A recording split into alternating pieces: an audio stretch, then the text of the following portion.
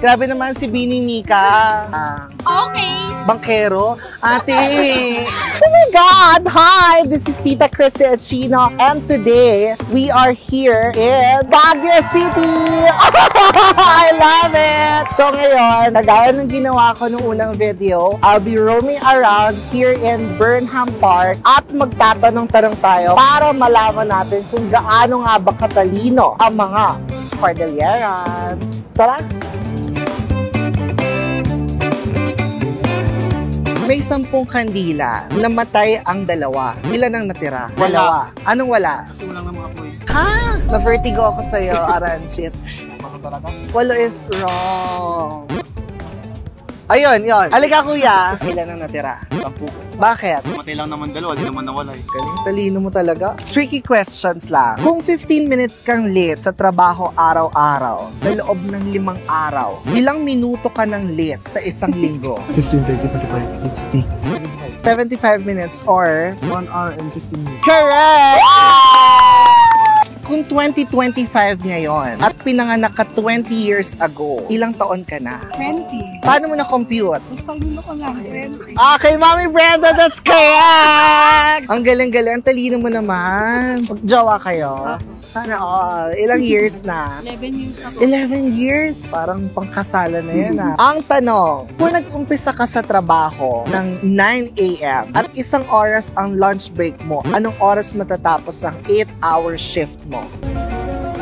Ayun na, nagko-compute na po sila. O sa kanya 5, ano sa'yo? 6 is correct! Kasi ganon. So, total siya ng 9. Because yung 1 hour mo, hindi bayad. How are you? I'm very good. What's your name? My name's Ross. Where are you from? I'm from Australia. Oh, hi, mate! Oh. I love Australia. What's the capital of Australia? Canberra. I thought it's Sydney or Melbourne. No. Okay, I have to ask you. There's an electric train going north. Where will the smoke go? Out of the cigarette? No. There's no smoke. Why? Electric train. It's an electric Only the train! cigarette. I love it! You're so smart! Yeah. Grabe naman si Bini Mika. Okay, here's your question. Kung tumatakbo ka sa isang karera at naunahan mo ang pangalawa, pang ilan ka na ngayon? Final answer?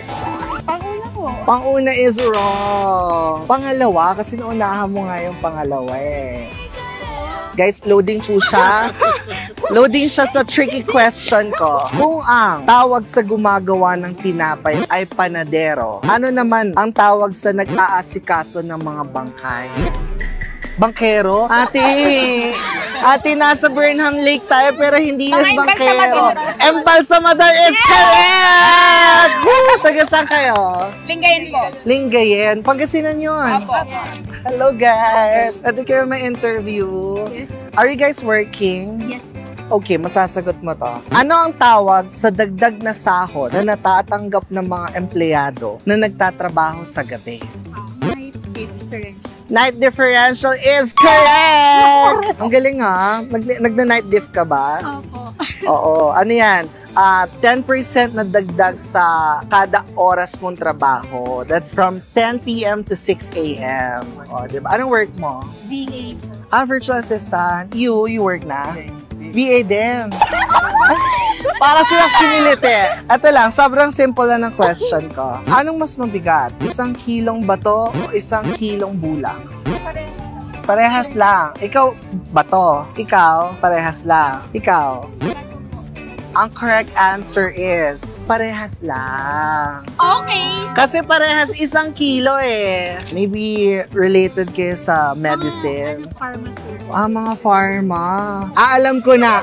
Madami siya alam sa mga gamot. Kasi may acid reflux ako eh. Anong gamot ang pwede sa acid reflux? Omeprazole po, 714 dosing. And then, for symptomatic relief, pwedeng antacid such as Camel S, 3 times a day, Camel S Advanced, 2 beses isang araw, Gaviscon suspension or Ritang. Wow! Ang galing! Kung bumili ka ng 22 na ensaymada, 44 na mamon, at 56 na Spanish bread, ilan lahat ng tinapay na meron ka? Tinapay yung tinapay dito, Scotch, tinapay dito. Same. 120. 122 is correct! Ang galing mo, sir. Alam mo, sobrang ayaw niya atang magoyo. Kasi tiningnan niya muna kung tinapay naman yung mamon, tinapay naman yung ensaymada, tinapay naman yung Spanish bread. Hindi siya tricky question. Ano lang talaga siya, math question. And that's it, Pansit! That has been your Chrissy question dito mismo from Burnham Park in Baguio City. So, abangan ninyo ang pag-iikot ng favorite tita nyo, Chrissy at Sheena, that's me. Sa mga lugar nyo, baka kayo na ang next kong matanong. Bye! Love, love, love! To school na, pero I forgot to charge my iPad. 15% na lang siya. Buti na lang, I have this power bank from Anchor. So, may kabigatan siya kasi this one is 25,000 milliamperes. Meron din siyang built-in USB-C cable, so sobrang convenient niya. Yan. Taray! May paganito. May pagantong display siya sa screen. And charge natin yung iPad ko. Yan. It's charging already. Ay, diyan. May lumabas na ganyan. 21 watts. C1. Check natin later kung ilang percent yung madadagdag after charging. So, BRB! So, nakarating na ako ng school and 74% yung natitirang battery niya. So, na-charge yung iPad ko hanggang 80% and grabe din talaga, te. Ang fast charging. So, kakauwi ko lang galing school. Ito na yung update sa power bank ko. So, it's at 54% already. Pero, nag-charge kasi ako ng phone. So, nung nag-charge ako ng phone kanina, umabot naman siya ng 90%. And, grabe!